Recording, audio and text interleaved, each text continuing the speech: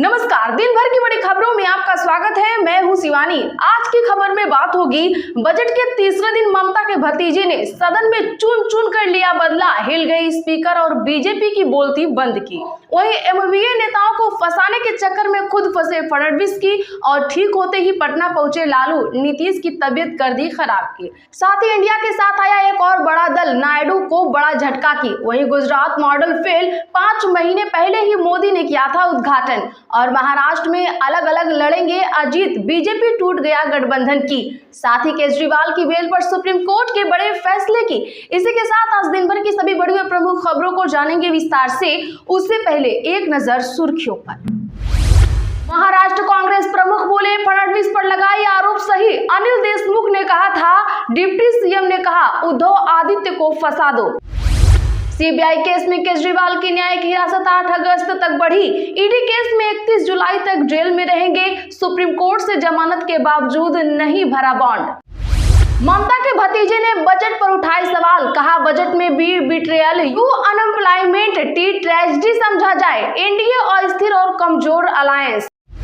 Electoral bond मामले पर supreme court में आज हुई सुनवाई। याचिकाकर्ता की मांग, कोर्ट की निगरानी में एसआईटी जांच हो, पार्टियों से पैसे वसूले जाएं। सांसदों की किस बात पर भड़क गए ओम बिरला, भरी सभा में कहा चुनौती मत देना। द्वारका के फेमस सुदर्शन ब्रिज पर गड्ढे हुए, 978 करोड़ की लागत से बना। बता दें कि पीएम मोदी ने 5 महीने पहले ही किया था उद्घाटन। पंजाब सीएम ने नीति आयोग की बैठक का बहिष्कार किया, शामिल नहीं होंगे भगवंत मान। इंडिया ब्लॉक के फैसले का समर्थन। अधिकारी बोले, पूजा खेड़कर को जारी विकलांगता सर्टिफिकेट सही। पुणे के वाईसीएम अस्पताल की इंटरनल जांच में हुआ खुलासा। खनिजों पर टैक्स के मामले पर सुप्रीम कोर्ट का फैसला, कहा मिनरल पर दी जाने वाली रॉयल्टी टैक्स नहीं, राज्यों को टैक्स लगाने का हक है।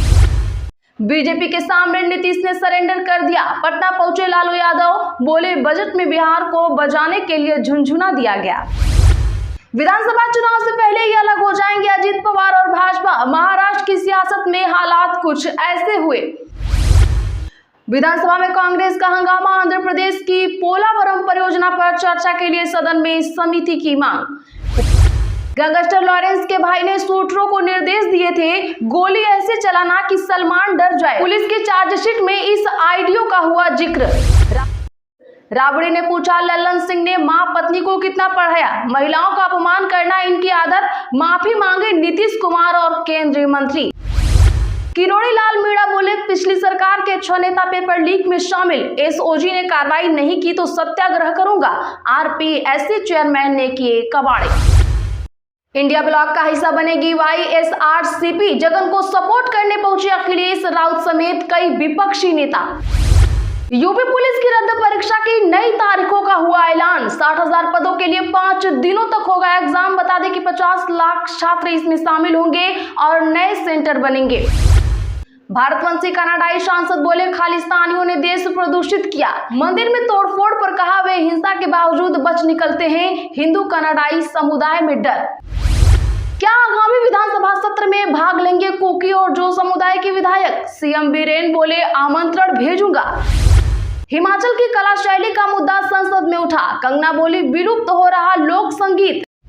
कांग्रेस विधायक की साधु संतों पर टिप्पणी को लेकर हुआ हंगामा। बालकनाथ बोले, घर से बाहर नहीं निकलने दूंगा। श्रवण कुमार ने कहा, दबने वाला नहीं हूं।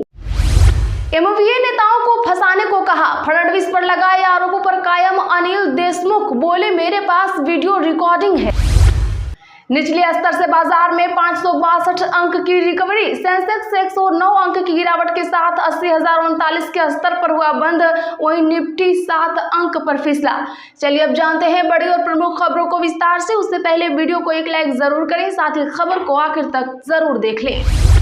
महाराष्ट्र कांग्रेस प्रमुख बोले, फडणवीस पर लगाए आरोप सही। अनिल देशमुख ने कहा था, डिप्टी सीएम ने कहा उद्धव आदित्य को फंसा दो। दरअसल बता दें कि महाराष्ट्र कांग्रेस अध्यक्ष नाना पटोले और शिवसेना संजय राउत ने आज अनिल देशमुख के आरोपों को सही ठहराया है। उद्धव ठाकरे में राज्य के गृह मंत्री रहे देशमुख ने 24 जुलाई को डिप्टी सीएम देवेंद्र फडणवीस पर कई आरोप लगाए थे। उन्होंने कहा था कि फडणवीस ने उनसे उद्धव और आदित्य ठाकरे को फंसाने के लिए कहा था। इन आरोपों के जवाब में डिप्टी सीएम फडणवीस ने कहा कि मेरे पास भी कई वीडियो है, समय आने पर उन्हें जारी किया जाएगा। अनिल देशमुख को 2021 में ईडी ने मनी लॉन्ड्रिंग के एक मामले में गिरफ्तार किया था, तब वे कई महीनों तक जेल में रहे थे। उसी को लेकर देशमुख ने ये आरोप लगाए हैं। वहीं नाना पटोले ने कहा कि अनिल देशमुख जो कह रहे हैं वह सच होगा। नरेंद्र मोदी सरकार के सत्ता में आने के बाद से देश में राजनीति की स्थिति बदल गई है और भाजपा शासन के विरोधियों को झूठे आरोपों में फंसाने का खेल बड़े पैमाने पर खेला जा रहा है। सीबीआई केस में केजरीवाल की न्यायिक हिरासत 8 अगस्त तक बढ़ी। ईडी केस में 31 जुलाई तक रहेंगे जेल में। बता दें कि दिल्ली शराब नीति से जुड़े भ्रष्टाचार मामले में राउज एवेन्यू कोर्ट ने सीएम अरविंद केजरीवाल की न्यायिक हिरासत 8 अगस्त तक बढ़ा दी है। उन्हें तिहाड़ जेल से वीडियो कॉन्फ्रेंसिंग के जरिए कोर्ट में पेश किया गया। ईडी के मनी लॉन्ड्रिंग केस में भी उन्हें अभी 31 जुलाई तक जेल में ही रहना होगा। दरअसल 12 जुलाई को सुप्रीम कोर्ट ने केजरीवाल को जमानत दे दी थी, लेकिन उनकी तरफ से अभी तक बेल बॉन्ड नहीं भरा गया।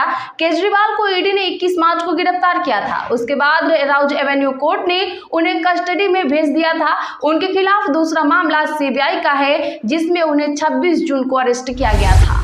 ममता के भतीजे ने बजट पर उठाए सवाल, कहा एनडीए अस्थिर और कमजोर अलायंस। बता दें कि संसद के मानसून सत्र के तीसरे दिन दोनों ही सदनों में बजट को लेकर जमकर हंगामा हुआ। राज्यसभा में तो विपक्ष ने वॉकआउट भी किया। लोकसभा के कार्यवाही के दौरान टीएमसी सांसद अभिषेक बनर्जी ने केंद्र सरकार पर निशाना साधते हुए बजट की आलोचना की। उन्होंने कहा कि बजट में बी का मतलब बीट्रेयल यानी विश्वासघात, यू का मतलब अनएम्प्लॉयमेंट यानी कि बेरोजगारी, डी का मतलब डिप्राइज्ड यानी वंचित, जी का मतलब गारंटी, ई का मतलब एंस्ट्रिक यानी कि सनकी और टी का मतलब ट्रेजेडी यानी त्रासदी है। अभिषेक के बजट वाले बयान पर भाजपा सांसद बांसुरी स्वराज ने कहा कि टीएमसी नेता ने 3 आपत्तिजनक और असंसदीय शब्दों का इस्तेमाल किया है। सांसदों के किस बात पर भड़क गए ओम बिरला, भरी सभा में कहा चुनौती मत देना।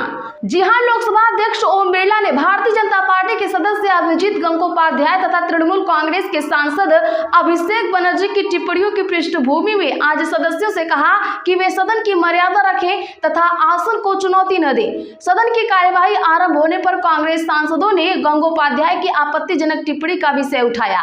इस पर संसदीय कार्य मंत्री किरण रिजिजू ने कहा, कोई भी सदस्य सदन की गरिमा को चोट पहुंचाने वाली टिप्पणी करे वो दुर्भाग्यपूर्ण है। उनका कहना था कि सदस्य चाहे सत्ता पक्ष का हो या विपक्ष का हो, अगर वह सदन की गरिमा को चोट पहुंचाने वाली टिप्पणी करता है तो शब्दों को कार्रवाई से हटाया जाना चाहिए। दरअसल आपको बता दें कि सदन में बुधवार को बीजेपी सांसद गंगोपाध्याय ने आपत्तिजनक टिप्पणी की थी।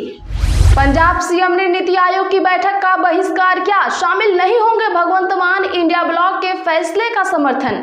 बता दें कि आम आदमी पार्टी के नेतृत्व वाली पंजाब सरकार ने इंडी गठबंधन के साथ एकजुटता दिखाते हुए नीति आयोग की बैठक में शामिल नहीं होने का फैसला किया है। यह बैठक 27 जुलाई को प्रधानमंत्री नरेंद्र मोदी की अध्यक्षता में होनी है। बता दें कि इससे पहले कांग्रेस और डीएमके ने नीति आयोग की बैठक का बहिष्कार करने का ऐलान किया था। बीते दिन इंडी गठबंधन ब्लॉक ने आरोप लगाया था कि केंद्रीय बजट 2024-25 में गैर एनडीए शासित राज्यों की अनदेखी की गई है, जिसके बाद कांग्रेस और डीएमके ने बहिष्कार का ऐलान किया था।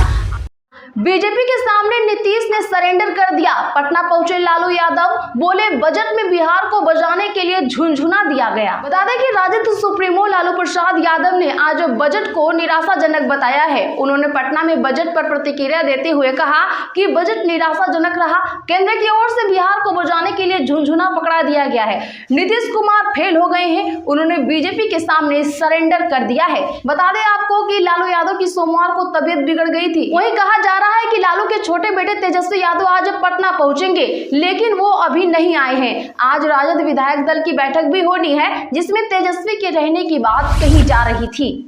विधानसभा चुनाव से पहले ही अलग हो जाएंगे अजीत पवार और भाजपा, महाराष्ट्र की सियासत में हालत कुछ ऐसे हुए। जी हां, बता दें कि अगले कुछ महीनों में महाराष्ट्र में विधानसभा के चुनाव होने वाले हैं। सत्ता वापसी के लिए वर्तमान सरकार एड़ी से चोटी का जोर भी लगा रही है, लेकिन इस जोर में एक कमजोर कड़ी भी सामने दिख रही है। दरअसल वर्तमान महाराष्ट्र की सरकार में अजित पवार की एनसीपी को लेकर कई तरह के सियासी संशय सामने आ रहे हैं। सियासी गलियारों में कहा यह तक जा रहा है कि सीटों के बंटवारे को लेकर लगातार फंस रहे पेच पर संभव है कि अजित पवार की एनसीपी विधानसभा के चुनाव में अकेले ही मैदान में उतरे। हालांकि इन सभी सियासी संभावनाओं को दरकिनार करते हुए महाराष्ट्र के उप मुख्यमंत्री अजित पवार भारतीय जनता पार्टी के नेताओं से मुलाकात कर गठबंधन के तहत ही चुनाव लड़ने की पूरी तैयारी कर रहे हैं। 2 दिन पहले ही अजित पवार ने गृह मंत्री अमित शाह से दिल्ली में मुलाकात की। उसके बाद पार्टी की बैठक में शामिल होकर भाजपा नेता देवेंद्र फडणवीस से भी मुलाकात कर विधानसभा चुनाव में सियासी संभावनाओं पर चर्चा की। इंडिया ब्लॉक का हिस्सा बनेगी वाईएसआरसीपी। जगन को सपोर्ट करने पहुंचे अखिलेश राउत समेत कई विपक्षी नेता। बता दें कि आंध्र प्रदेश के पूर्व सीएम जगन मोहन रेड्डी ने बीते दिन दिल्ली के जंतर मंतर पर राज्य की नवनिर्वाचित सरकार टीडीपी के खिलाफ धरना प्रदर्शन किया। इस दौरान जगन रेड्डी ने चंद्रबाबू नायडू की सरकार के खिलाफ राज्य में हिंसा फैलाने और युवजन श्रमिक रायथू कांग्रेस पार्टी के कार्यकर्ताओं को निशाना बनाए जाने का आरोप लगाया। उनके इस बयान का प्रदर्शन को इंडिया गठबंधन का भी सपोर्ट मिलता दिखा। कई विपक्षी पार्टियों के नेता जगन की इस धरना प्रदर्शन में पहुंचे और केंद्र सरकार पर हमला बोला। इस दौरान जगन की पार्टी को इंडिया गठबंधन का हिस्सा बनाने की कवायद भी देखने को मिली। यूपी पुलिस की रद्द परीक्षा की नई तारीखों का हुआ ऐलान। 60,000 पदों के लिए 5 दिनों तक होगा एग्जाम। 50 लाख इसमें छात्र देंगे परीक्षा। जी हां, बता दें कि यूपी पुलिस की रद्द की गई सिपाही भर्ती परीक्षा की नई तारीखों का ऐलान हो चुका है। परीक्षा अगस्त में 5 दिन 23, 24, 25, 30 और 31 अगस्त को होगी। आपको बता दें कि जन्माष्टमी के चलते 4 दिन का गैप रहेगा। हर दिन 2 शिफ्ट में एग्जाम होंगे, यानी 10 शिफ्ट में पूरी परीक्षा होगी। एक शिफ्ट में करीब 5 लाख अभ्यर्थी शामिल होंगे। सिपाही भर्ती की यह परीक्षा इस साल 17 और 18 फरवरी को प्रदेश के 75 जिलों में हुई थी। कई जगह पर पेपर लीक होने के बाद छात्रों ने जबरदस्त प्रदर्शन किया था। तो आज के लिए बस इतना ही। अगर चैनल पर नए हैं तो चैनल को अभी सब्सक्राइब करें, बगल में घंटे के निशान को जरूर दबा लें, वीडियो को लाइक शेयर कर हमारा सपोर्ट जरूर करें।